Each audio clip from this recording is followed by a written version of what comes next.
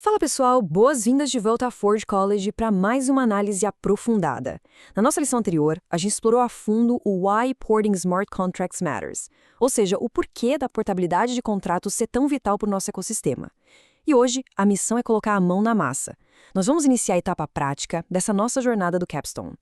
Imagina o seguinte cenário. Se a gente decide mudar uma casa inteira de lugar, não dá para simplesmente amarrar o prédio num guindaste e jogar num terreno novo, certo? A gente precisa primeiro de uma planta baixa, um planejamento cuidadoso, de cartógrafo mesmo para saber exatamente onde estão as vigas principais, a fiação, os encanamentos. Bom, no universo da Web3, e especificamente quando a gente está movendo projetos da Ethereum para Solana, esse trabalho minucioso de cartografia é o que chamamos de mapear a superfície do contrato. O nosso roteiro de hoje é super direto. Vamos passar por o que é o mapa, as 3 camadas, um exemplo prático usando um cofre de tokens, o fluxo de trabalho, a tabela de comparação e, para fechar, os próximos passos. Beleza, vamos começar. Seção 1. O que é o mapa? O artefato fundamental. Olha só, o mapa da superfície é basicamente um inventário completo de todo o estado persistente dos pontos de entrada públicos e externos e daquelas dependências que dão vida ao comportamento do contrato.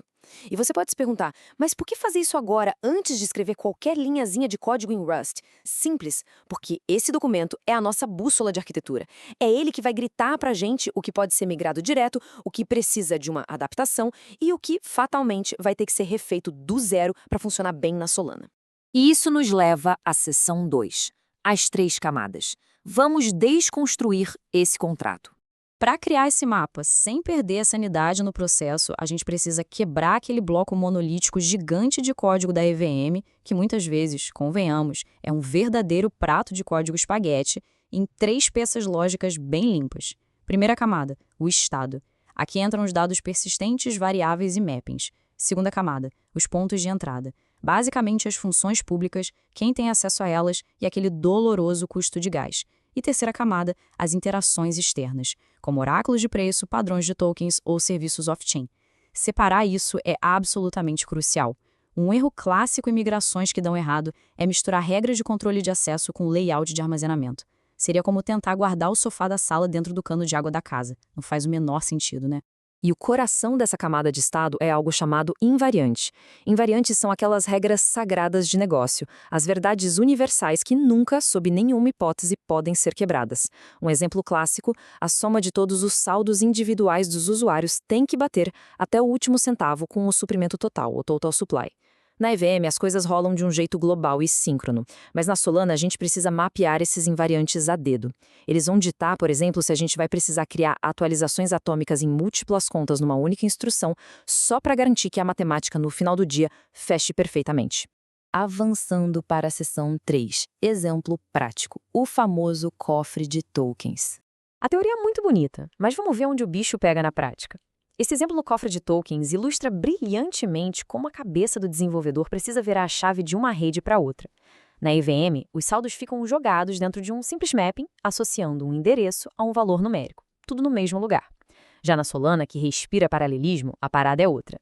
O ideal é a gente criar uma PDA, uma conta derivada de programa, totalmente dedicada para guardar o saldo de cada usuário de forma independente. Isso descentraliza o estado e deixa milhares de pessoas transacionarem ao mesmo tempo sem criar um gargalo na rede. É fantástico. Mas tem um detalhe crítico aqui. Lembra da nossa regra de negócio intocável? A soma dos saldos tem que ser igual ao total. Quando a gente espalha o estado em dezenas de PDAs diferentes, nasce um desafio imenso. Na Solana, se rolar um depósito, a nossa instrução vai ter que atualizar, de forma atômica e simultaneamente, a PDA do usuário e a conta central do cofre na mesma exata transação. Se a gente vacila e não mapeia essa necessidade de atomicidade agora, o contrato pode abrir brechas para falhas bizarras de contabilidade. E, para não vacilar, a gente entra na seção 4, o fluxo de trabalho, nosso protocolo de 5 passos. Como objetivo claro, a gente precisa de um método. Esse é o roteiro de sobrevivência para não se afogar em código alheio.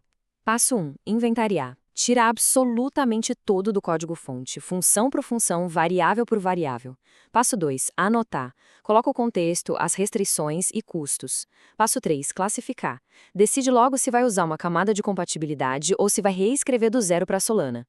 Passo 4, priorizar o trabalho. E por fim, passo 5, documentar a brincadeira toda na nossa tabela.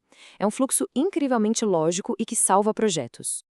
Agora, pensa comigo rapidinho sobre o passo 4. Com uma lista gigantesca de coisas anotadas na sua frente. O que você puxaria para o topo da fila? O que deve ser feito primeiro na hora de começar a digitar o código da migração? A resposta para isso define quem entrega projeto e quem entrega prejuízo. O foco tem que ser implacável em cima dos itens críticos de segurança e de alto risco operacional. Estado custodial, saldos, controle de quem manda no contrato, essa é a espinha dorsal.